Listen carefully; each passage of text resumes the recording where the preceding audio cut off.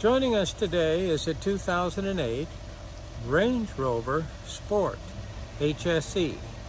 This has the normally aspirated 4.4 liter V8.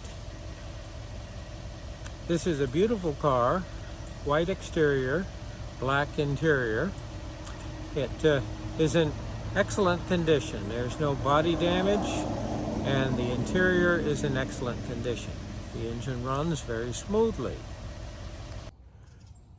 Okay, here we see the engine compartment of our 2008 Range Rover Sport HSE, and this is the normally aspirated port fuel injected V8. Now this engine idles very smoothly and runs very smoothly. This is a auction car. It was sold to us green light. The engine has just been rinsed. The beauty covers are removed. They'll be installed shortly. It appears that the previous owner or shop has been working on the vehicle. This looks like copper coat, which is a type of gasket adhesive, gasket sealant, and it looks like some of our plastic parts that are prone to deterioration and leakage have been replaced, which of course that is good. All right. Certainly the engine doesn't smoke. The battery is fairly new, cranks smartly. We haven't had to jump start the vehicle. Let's talk about just a little bit of the layout of this engine. Now we have the dual overhead cam. We have coil on plug, and of course those ignition coils and spark plugs are underneath these beauty covers right here. So there we see our individual coil. This is the ignition module. It's attached to the coil, and then of course the boot and the spark plug. Nice hemispherical combustion chamber design. And obviously this is the dipstick. Here we have an electric vacuum pump. Here we see our check valve, and we're coming over here to our vacuum brake booster. Here is the second vacuum line with a check valve that's going to a port on the intake manifold. So during conditions of heavy engine load, here the electric vacuum pump can make up for the lack of intake manifold vacuum to supply the vacuum to our vacuum brake booster. Here's of course the master cylinder and reservoir. As of course I have a float that senses the level of fluid in the reservoir. That fluid looks nice and clean, so obviously that fluid has been flushed or the brake system has been worked on recently. Okay, normally what we try to do is to rinse off the engine. We actually use hot water. It works very nicely to kind of help soften and remove the debris and grease, and so that's all been taken care of. We do notice that they appear to have replaced this crankcase ventilation hose. And here I see my crankcase ventilation valve right here. This is controlling the flow of crankcase vapors coming off this valve cover on its way to the intake manifold. Here we see our throttle body, and here's a servo motor controlling the throttle body.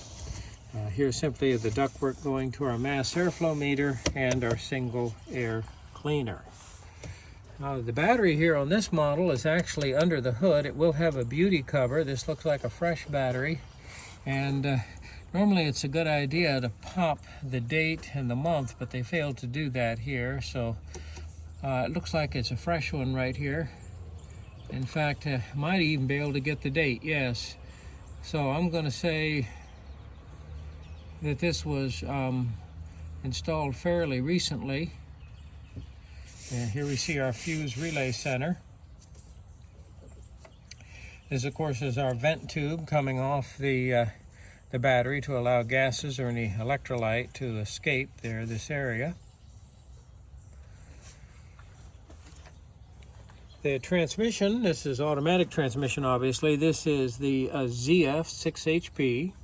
And I think we're going to call this the ZF 6HP 26, which is obviously the higher torque, heavy duty application.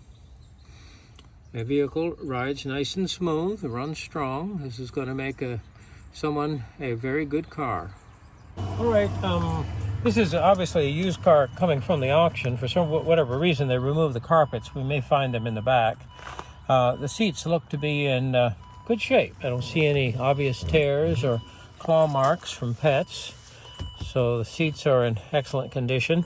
And this is actually the leather option here. So this is a very, very high quality upholstery. The carpets are clean.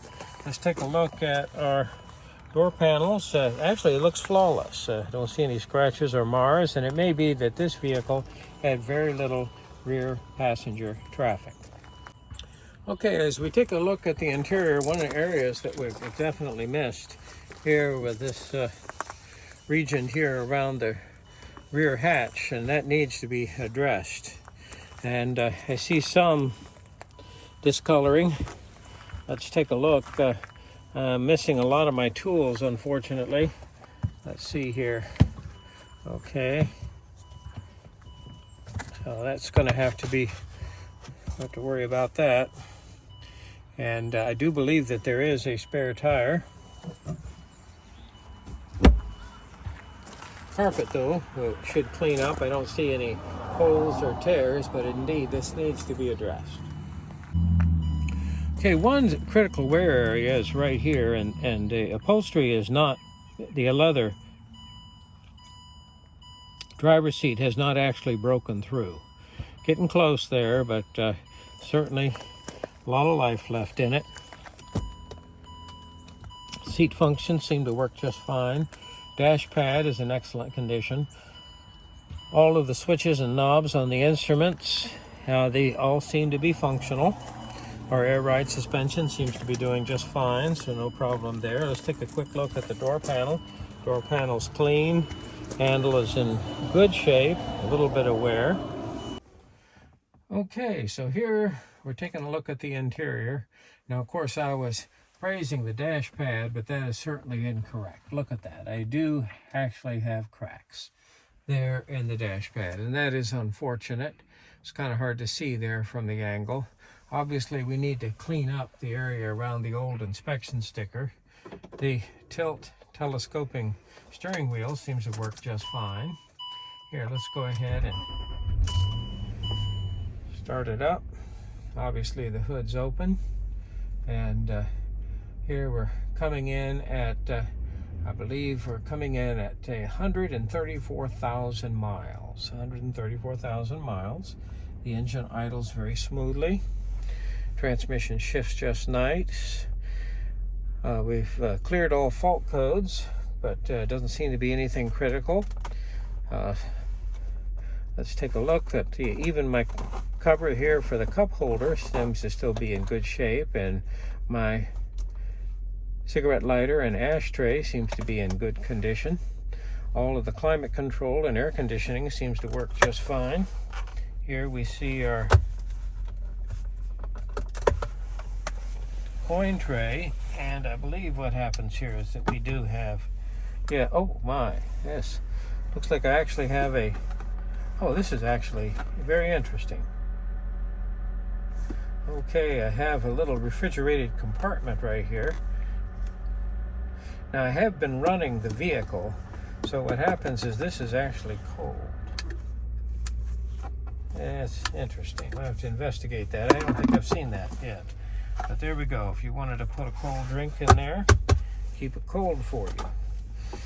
All right, in classic Range Rover style, here I have my ride height adjustment, so I can actually adjust the ride height of the vehicle using the air suspension, and I can select my driving modes to either be obviously on the highway or there in a very hilly mountainous region.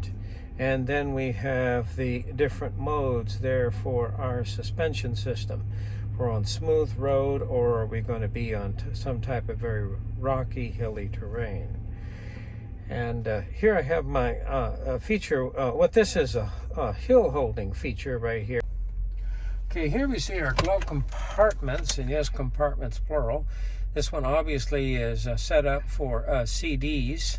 So I have my CD rack in there, and then here's the lower And I actually have the owner's manual, nice and clean. And here we see we have the AM, FM, actually cell phone, auxiliary, and our CD player. That all appears to work properly.